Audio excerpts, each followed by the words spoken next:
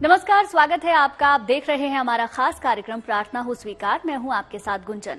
पितृपक्ष में आपने पितरों का खूब आदर सत्कार किया, अर्पण और तर्पण से उनकी आगवानी की। अब पूर्वजों की विदाई का समय आ गया है, यानी पूर्वजों से आशीर्वाद पाने का समय। कैसे करें पूर्वजों की विदाई, किस विधान से करें उन्हें विदा, कैसे उनका विधिवत पितृ विसर्जन किया जाएगा।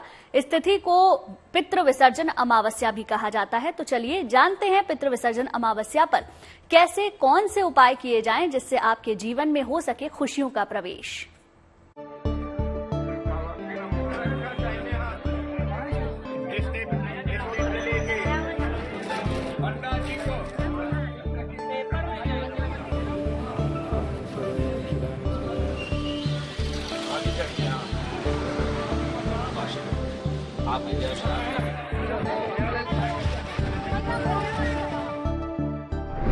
आ गई पूर्वजों की विदाई की वेला।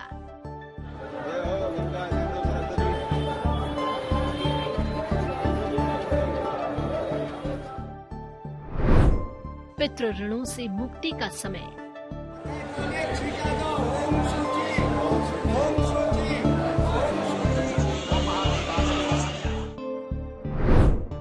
जाते जाते करें पितरों को याद।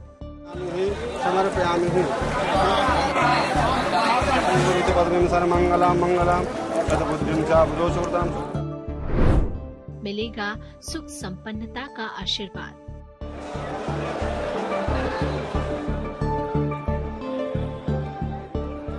पितृपक्ष के 15 दिनों तक धरती पर निवास करने के बाद अब पितरों की वापसी का समय करीब आने वाला है। कल पितृ विसर्जन अमावस्या है। इसकी महिमा यह है कि हमारे जो पितृलोक होते हैं वह पितृलोक से 15 दिनों की यात्रा करने के लिए यहाँ पर मृत्यु लोक में आते हैं और अपने परिजनों के द्वारा दिए गए श्राद्ध इत्यादि की कामना से वो आते हैं। सोचते हैं हमारा परिजन मेरे लिए क्या कर रहा है। तो उस दिन जो भी हमारे पास श्रद्धा भक्ति हो, अमावस्या को हमको हर प्रकार से पितृ पूजन करना चाहिए जिससे वो प्रसन्न हो जाए। कहते हैं कि अगर पूरे पितृपक्ष भर आपने अपने पितरों का तर्पण या श्राद्ध न किया हो तो पितृ विसर्जन के दिन कुछ उपायों से आप अपने पूर्वजों को संपूर्ण तृप्ति दिला सकते हैं। पितृ विसर्जन अमावस्या का महत्व। अश्विनी मास के कृष्ण पक्ष का संबंध पितरों से होता है। इस मास की अमावस्या को पितृ विसर्जन अमावस्या कहते हैं। विशेष प्रभावों वाली तिथि मानी जाती है अमावस्या तिथि। इस दिन धरती पर आए हुए पितरों को याद करके उनकी विदाई की जाती है। अगर पूरे पितृपक्ष में आपने पितरों को याद न किया हो तो केवल अमावस्या के दिन उन्हें याद करके दान करें। इस दिन दान करने का फल अमोघ होता है। राहु से संबंधित तमाम बाधाओं से मुक्ति पाई जा सकती है। इस दिन स्नान, दान और पूजा उपासना का विशेष फल मिलता है। राहु से संबंधित तमाम बाधाओं से मुक्ति पाई जा सकती है। तर्पण और श्राद्ध से तृप्त होकर पूर्वज अपार सुख और संपन्नता का आशीर्वाद देते हैं। लेकिन किसी कारणवश अगर आपके पितृपक्ष में आपने पितरों की तृप्ति के उपाय न किए हों तो उन्हें उत्तम विदाई देकर भी आप उनकी शांति और मुक्ति के उपाय कर सकते हैं। देखिए, हमारे पितृ चूंकि वायु रूप में है, गंध स्पर्श करते हैं।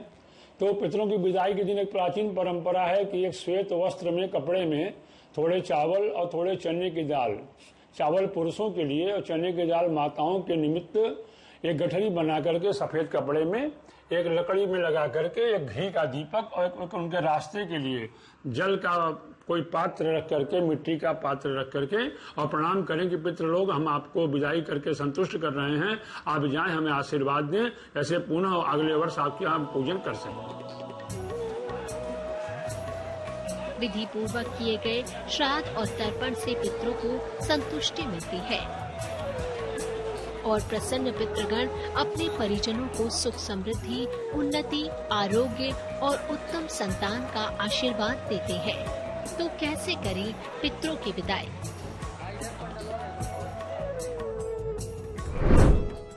कैसे करें पितरों की विदाई।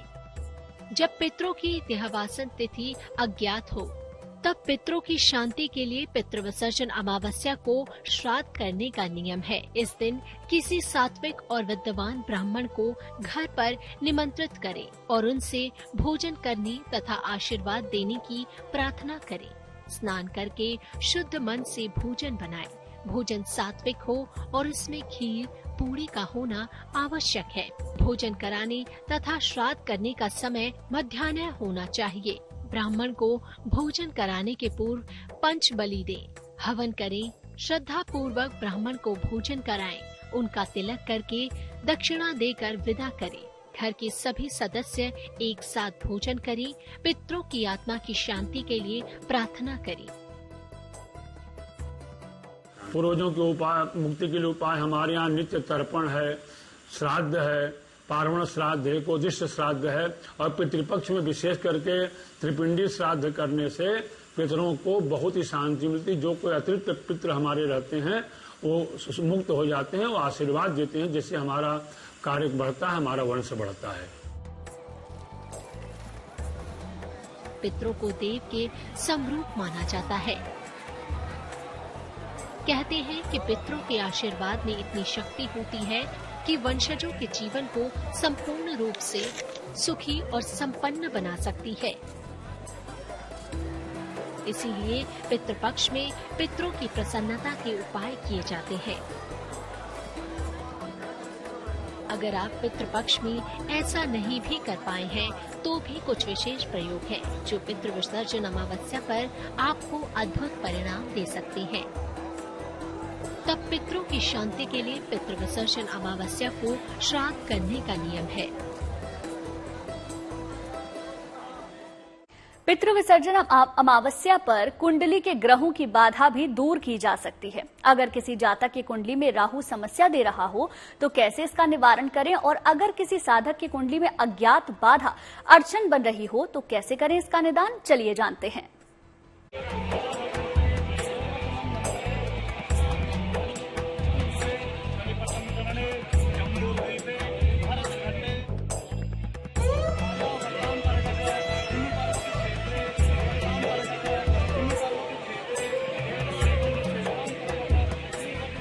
पितरों को देव के समरूप माना गया है।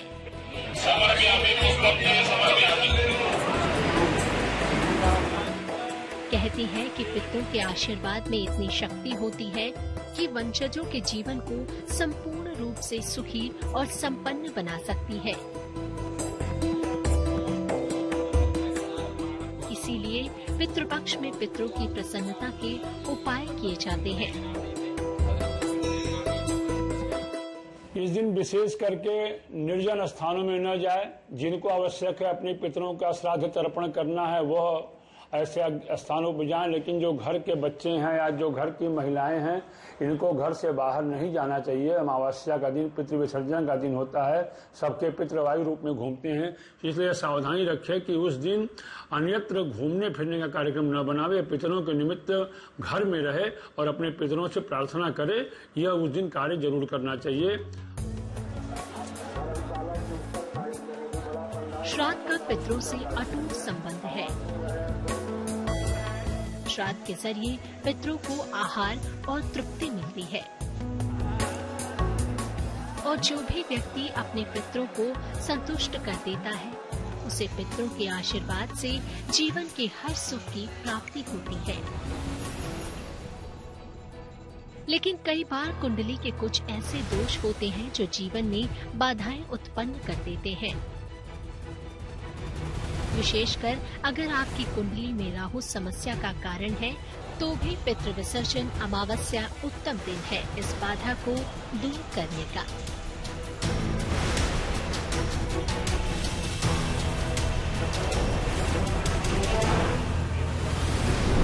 पितृ विसर्जन अमावस्या पर राहु की समस्या के लिए क्या करें? उड़द की दाल, उड़द की बड़ी, खीर और पूरी बनाएं। मध्य दोपहर में इसको सामने रखकर पितरों से प्रार्थना करें। इसके बाद राहु के मंत्र का जाप करें। इस भोजन को किसी निर्धन व्यक्ति को दान कर दें। कुत्तों को इस दिन कुछ न कुछ जरूर खिलाएं। जिनको राहु की समस्या है उन लोगों को, जो गरीब हैं, अनाथ हैं, उनको भोजन वस्त्र देना और कुछ ऐसे गाढ़े रंग के कपड़े देना जो और ऊन के वस्त्र बने हुए हों। अगर ये हम देते हैं, छाते का दान करते हैं, जूते का दान करते हैं और कुछ मछलियों को, जिंदा मछलियों को ले जाकर नदियों में छोड़ते हैं तो हमारा राहु शांत हो जाता है। यह सबसे बड़ा उपाय उस दिन के लिए है।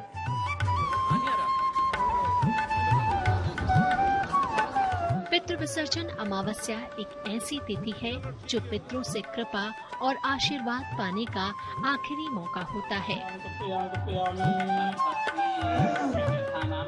ज्योतिषी के जानकारों के अनुसार अगर जीवन में आपकी ऐसी बाधाएं आ गई हैं जिसका कारण नहीं समझ पा रही हैं, तब जानिए वो महाप्रयोग जो आप किसी भी अमावस्या पर कर सकते हैं।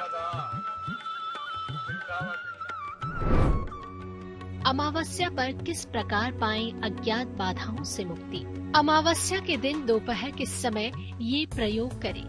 सफेद वस्त्र धारण करें, हाथ में कच्चा सूत, सफेद मिठाई ले लें और सफेद वस्त्र धारण करें। अब मिठाई हाथ में ले लें और कच्चे सूत को पीपल की परिक्रमा करते हुए 7 बार लपेटें। सूत लपेटते हुए कहते जाएं कि आपके ऊपर पितरों की कृपा हो और आपके अज्ञात दोष शांत हो। परिक्रमा के बाद मिठाई को पीपल की जड़ में डाल दें और वहां जल अर्पित करें। आपके जीवन के सारे ज्ञात अज्ञात दोष शांत होंगे। अज्ञात बाधाओं के शमन के लिए एक पत्तल में सारे भोजन को रख करके आप किसी निर्जन स्थान में जा करके जल लेकर के और प्रार्थना करें कि जो भी अज्ञात रूपी हमारे कोई भी देव, पितर, गंधर्व जो भी हैं, जो हमें, जिनके द्वारा हमें पीड़ा प्राप्त हो रही है, वो इससे संतुष्ट हों और संतुष्ट होकर हमें ग्रहण करें और हमें आशीर्वाद प्रदान करें। ऐसा मानते हैं कि पितरों का आशीर्वाद सूक्ष्म लोक से परिवारजनों को मिलता रहता है। हर साल पितृपक्ष में पितृ अपनी संतानों के बीच ही आकर रहते हैं और जब संतान उन्हें जल अर्पित करती है, उनका श्राद्ध करती है, तो प्रसन्न होकर पितृ उन्हें सुख समृद्धि और कष्टों से मुक्ति का आशीर्वाद देते हैं। अब समय करीब है पितरों की विदाई का। ऐसे में आप कर सकते हैं ऐसा महा उपाय जो पितरों की शांति और आपके जीवन की खुशहाली का सबसे कारगर मंत्र है।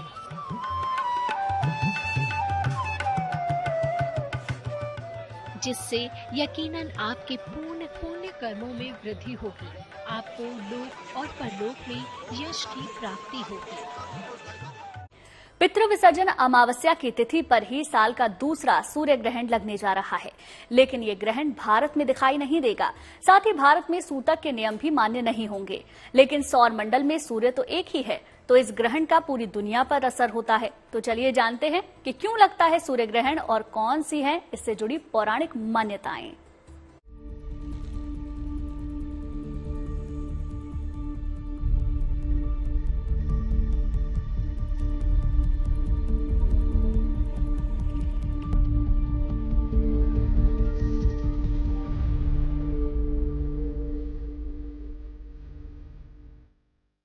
साल का दूसरा सूर्य ग्रहण।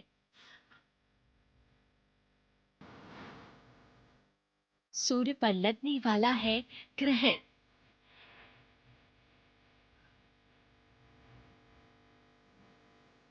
पितृ अमावस्या पर सूर्य ग्रहण। सूर्य ग्रहण फिर से आ रहा है।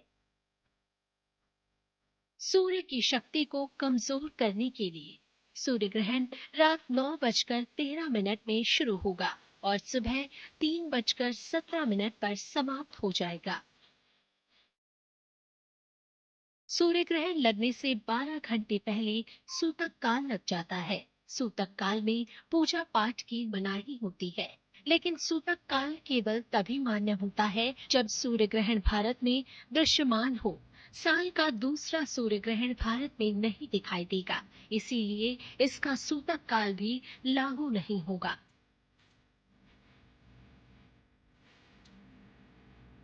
देखिए, चूंकि सूर्य तो सर्वत्र पूरे विश्व में है, लेकिन भारत में यह ग्रहण दृश्य नहीं है, तो इस दृश्य का कोई हमारे यहाँ तात्पर्य नहीं है। क्योंकि श्राद्ध काल में ग्रहण से कोई होने न होने से कोई फर्क नहीं पड़ता, क्योंकि उस दिन तो सर्वपैतृक अमावस्या, सारे पितरों के लिए अमावस्या है।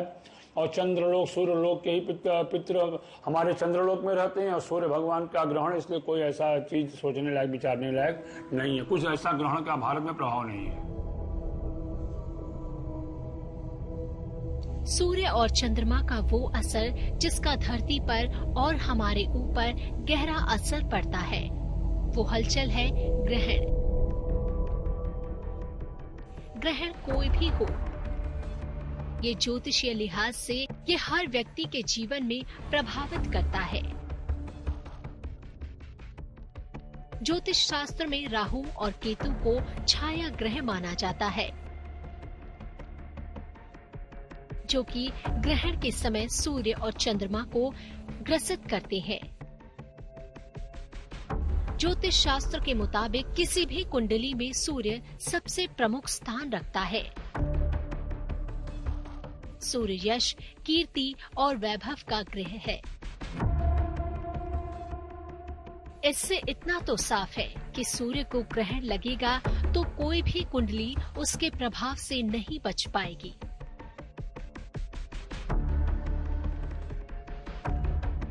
तो चलिए आपको समझाते हैं कि सूर्य ग्रहण आखिर है क्या। दरअसल जब सूर्य और पृथ्वी के बीच में चंद्रमा आ जाता है और चंद्रमा की छाया पृथ्वी पर पड़ने लगती है, जहाँ ये छाया पड़ती है वहाँ या तो सूर्य दिखाई नहीं देता या फिर सूर्य का बड़ा हिस्सा काला दिखाई देने लगता है। इसी खगोलीय घटना को सूर्य ग्रहण कहते हैं। सूर्य ग्रहण का हमारे हिंदू धर्म में इतनी मान्यता क्यों है, चलिए जानते हैं। सूर्य ग्रहण की धार्मिक मान्यता। पुराणों के अनुसार पहला पूर्ण सूर्य ग्रहण तब हुआ था जब समुद्र मंथन था। रामायण के अरण्य कांड में भी सूर्य ग्रहण का उल्लेख है। कहा जाता है कि उस दिन भगवान राम ने खरदूषण का वध किया था। महाभारत काल में जिस दिन पांडव जुए में हारे, उस दिन भी सूर्य ग्रहण हुआ था। महाभारत युद्ध के 14वें दिन सूर्य ग्रहण था, जिस वक्त अर्जुन ने जयद्रथ का वध किया था। कृष्ण की नगरी द्वारका जब डूबी थी तब भी सूर्य ग्रहण हुआ था। प्रकृति पर होने वाले बदलावों का असर इंसानी जिंदगी पर पड़ता है। कहीं मौसम का मिजाज बदलेगा तो कहीं जीवन में बड़े बदलाव आ सकते हैं। इसीलिए आप कुछ विशेष बातों का ध्यान जरूर रखें।